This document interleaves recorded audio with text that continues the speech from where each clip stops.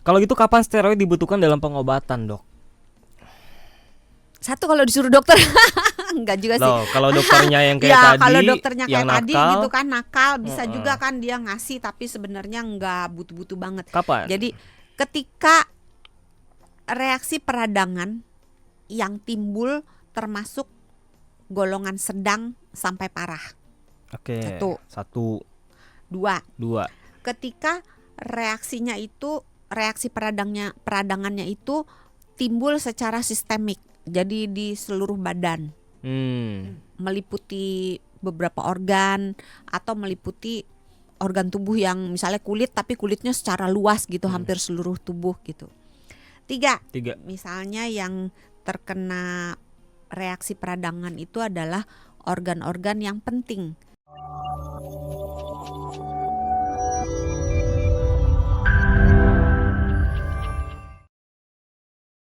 Mitos-mitos yang berkembang kalau kita bicara soal steroid atau obat radang nih. Steroid katanya bikin gemuk dan wajahnya membulat, bener nggak sih, Dok?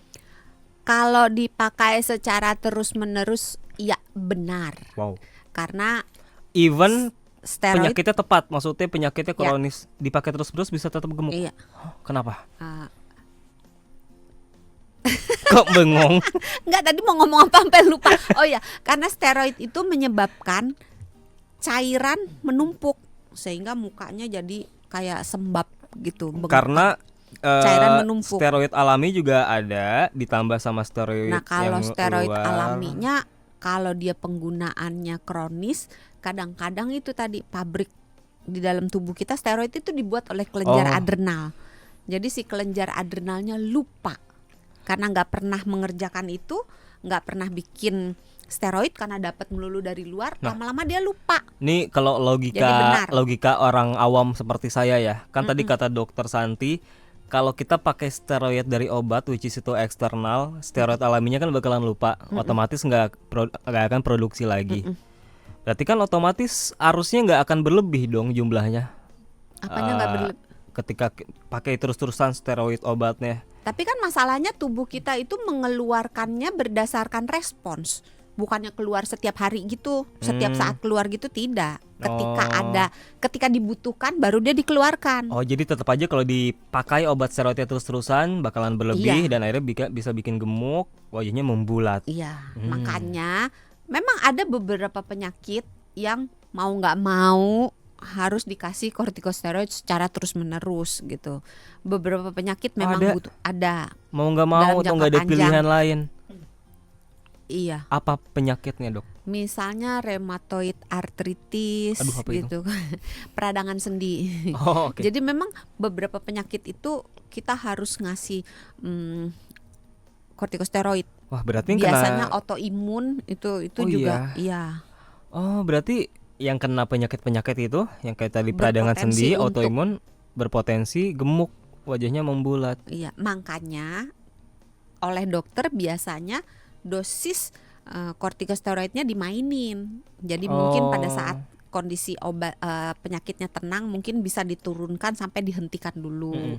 Atau misalnya ditambahkan obat penekan reaksi radang lainnya yang dari jenis lainnya supaya dosis dari steroid yang digunakan bisa diturunkan. Jadi sama kayak misalnya kita masak, kita pengen bikin masakan yang pedes.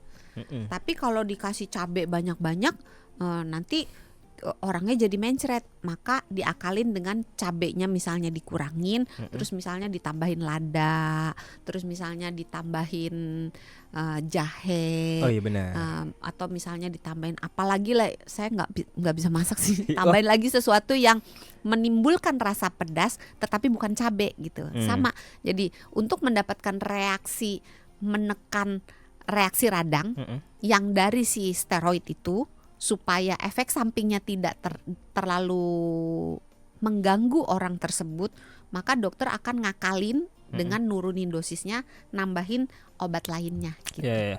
Yang selanjutnya, bener nggak sih kalau begitu? Belum juga. Ya, jawab bener nggak sih? Bener. Bener, steroid itu obat. Oh bukan, pertanyaannya bukan. Katanya begitu konsumsi steroid harus ketergantungan seumur hidup, itu benar nggak sih? Enggak. Enggak.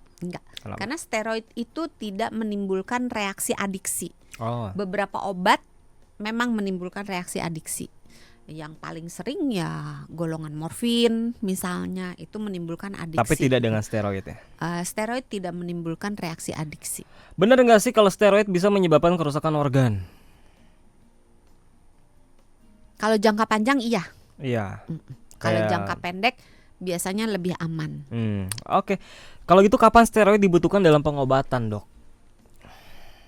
Satu, kalau disuruh dokter. Enggak juga sih. Loh, kalau dokternya yang kayak Ya tadi, kalau dokternya yang kayak tadi nakal, gitu kan, nakal bisa juga kan dia ngasih tapi sebenarnya nggak butuh-butuh banget. kapan? Jadi ketika reaksi peradangan yang timbul termasuk golongan sedang sampai parah. Oke. Satu. 2. 2. Ketika reaksinya itu, reaksi peradangannya itu timbul secara sistemik. Jadi di seluruh badan, meliputi beberapa organ atau meliputi organ tubuh yang misalnya kulit, tapi kulitnya secara luas gitu, hampir seluruh tubuh gitu. 3. 3. Misalnya yang terkena reaksi peradangan itu adalah organ-organ yang penting. Otak, jantung, paru, ginjal, ginjal, tunjang, tunjang. paru, Warung tunjang. Padang dong. Ada otak nggak Pak? Ada, mau digulai? Hati-hati. Hati, ada, makan hati. Hati, ginjal juga termasuk itu yang vital. Termasuk. Oke. Terus misalnya kita udah ngobatin pakai anti radang tuh kan ada 2 macam. Ada anti radang yang non steroid, ada anti radang yang steroid. Oke. Kalau yang non steroid itu biasanya yang banyak dijumpai di masyarakat itu ibuprofen, asam mefenamat. Ih, pinter loh. Iya bener yang loh, Mas tadi- Jose tahu Asmef. Jangan-jangan Berarti Mas Yose langganan sering ya? radang Oh, gitu. kok tahu? Saya alergi dengan obat-obat itu. Oh, alergi dengan obat. Makanya hafal ya. Apa tadi? Ya, Ibuprofen, ibuprofen. asam Silakan, mefenamat, apalagi? Paracetamol tidak. Iya, acetaminophen. Apa Acetaminophen dengan paracetamol Acetaminophen. itu sama. Oh iya, Oh, itu bukan. Tapi itu bukan. Apa bukan. aja? Udah nanya ke dokter Santi aja deh, Diclofenac. tadi banyak salahnya Mas Jose. Diclofenac, Oke. meloxicam, Oke. celecoxib. Mm-mm. Ya pokoknya teman-temannya itulah Oke, gitu. itu yang Naproxen. non steroid. Iya, itu Oke. yang non. Yang paling sering sih biasanya dipakai itu ibuprofen, asam mefenamat, diclofenac. Jadi kalau obat-obat radang non steroid itu udah nggak mempan, baru pakai steroid gitu maksudnya? Iya. Oh, oke. Cuman kan pada kenyataannya banyak yang langsung aja langsung bypass. dibarengin. Udah deh steroid aja deh. Enggak, dibarengin. Jadi dikasih Oh, anti steroid. Anti peradangan yang non steroid sekaligus dikasih yang steroid gitu dalam waktu yang Wah. bersamaan gitu. Ini kan Sebenarnya kadang-kadang memang proses mengobati dengan obat yang kayak gitu tuh menimbulkan redanya gejala tuh cepet banget gitu loh. Jadi kalau yang batuk gatal tenggorokannya tuh minum terus baik dan gitu loh. singkat instan ya. Iya, instan. Masalahnya tidak semua yang instan itu baik untuk tubuh kita. Jadi lebih baik pelan-pelan. Nah itu mie instan aja jelek, ya kan? Udah gitu. Terus misalnya dia autoimun misalnya. Bukan jelek.